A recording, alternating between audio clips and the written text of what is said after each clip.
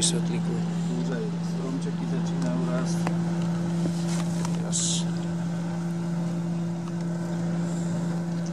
Toto nátredno, gumu, asfalt, penetrát, gumu, asfalt a renováciu.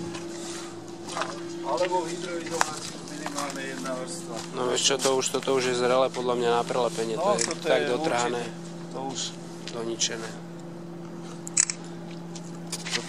Tu už machy rastú, takže... No.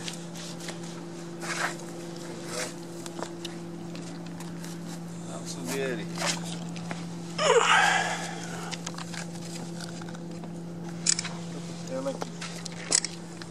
Aj devastácia tej krytiny, pozri. Je to už dopraskané. Zvrásnené je také silné, že... To už je zničená krytina. To už není ani na tých 2 roky.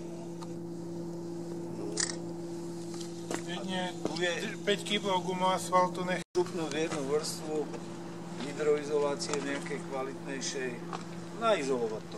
Na novo zaizolovať. A máte na 2 roky, neže na 2 roky, ale... Spodok má 303 m2 evidovaných.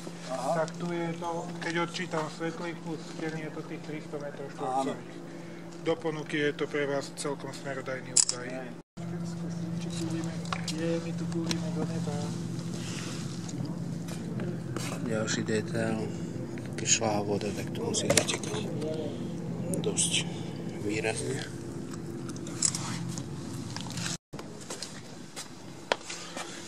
Tuto je to vlastne totálne roztrhnuté a to zbiera vlastne vodu z celej strechy, z celej tejto plochy. Takže toto musí tiecť. Toto je čistý zátek.